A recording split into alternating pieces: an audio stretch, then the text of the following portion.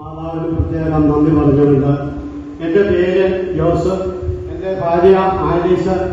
ഞങ്ങൾ വളരെ കുറച്ച് നാളുകളായിട്ട് ഈ പള്ളിയിലേക്ക് പ്രാർത്ഥനയ്ക്കായിട്ട് കടന്നു വന്നിട്ടുള്ളത്. പല അനുഗ്രഹങ്ങളും എനിക്ക് എന്റെ കുടുംബത്തിന് ധാരാളമായിട്ട് ഇന്നുവരെ എനിക്ക് ദൈവം സാധിച്ചു തന്നിട്ടുണ്ട്. ഈ 2 ആഴ്ചയായിട്ട് ഞാനൊരു പ്രത്യേകമായിട്ടുള്ള ഒരു രോഗാവസ്ഥയിലായിരുന്നു. അത് നമ്മുടെ പ്രത്യേകാശുപത്രിയിൽ പോയി മരുന്നൊക്കെ മേടിച്ച് ഒരു അർത്ഥസൗഖ്യമായിരുന്നു എനിക്ക് കിട്ടിയിരുന്നത്. ആ അസുഖങ്ങൾ കൂടുതലായിട്ട് ഞാൻ എന്റെ ജീവിത പങ്കാളിയെ കൂടി ഞാൻ മെഡിക്കൽ കോളേജിൽ പോയി.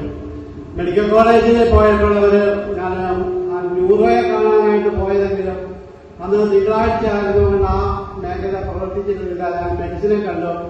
മെഡിസിനെ കണ്ടാൽ നമ്മൾ കാര്യങ്ങളൊക്കെ പറഞ്ഞപ്പോൾ അവർ പറഞ്ഞു നമുക്ക് എത്രയും വേഗം അത് സ്കാൻ ചെയ്യണം. അവരത് എത്രയും വേഗം അത് സ്കാൻ ചെയ്യാൻ നമുക്ക് മണിക്കൂറുകൾ താമസമുണ്ട്.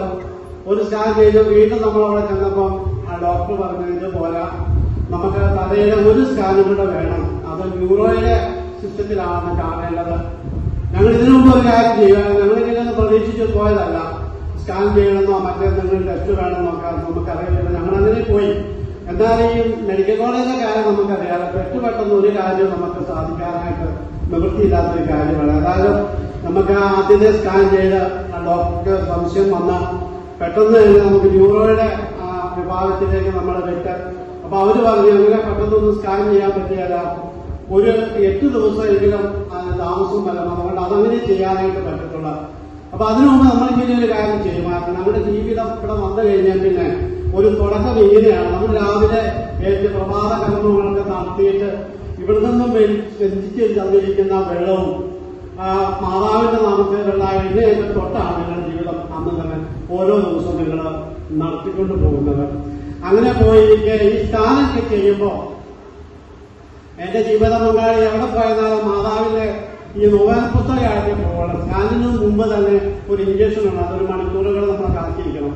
ഞങ്ങൾ രാവിലെ 8 മണിക്ക് അന്ന് പോയ ദിവസം ഞങ്ങൾ തിരിച്ച് വീട്ടിലെത്തുന്ന വൈകിട്ട് 10 മണിയാകുമ്പോഴാണ്. ഏതായാലും എന്നെ സ്കാനിന് കയറ്റുമ്പോൾ എന്റെ ജീവിത പങ്കാളി ഈ മാതാവിന്റെ ഈ നോവൽ പുസ്തകം എടുത്തു വെച്ച് എന്റെ തലയിൽ വെച്ച് പ്രാർത്ഥിക്കും, മാതാവേ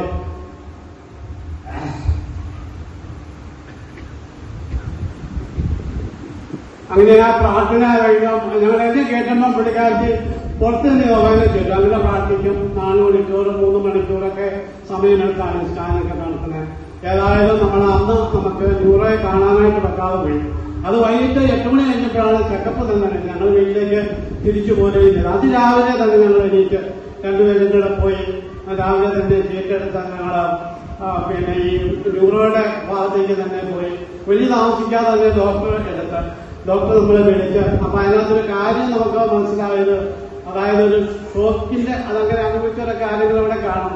ഏതാണ്ട് ഒരു അവസ്ഥയാണ് നമുക്കത് സംഭവിച്ചിരിക്കുന്നത്.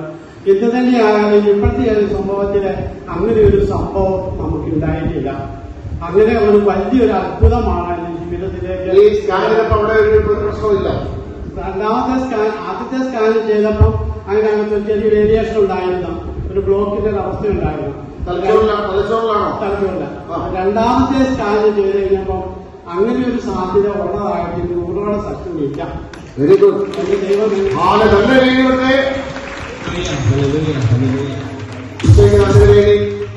എനിക്ക് തന്ന എല്ലാ അനുഗ്രഹങ്ങൾക്കും പ്രത്യേകമായിട്ട് ഞങ്ങൾ അച്ഛനെ വന്ന് കാണാറുണ്ട്.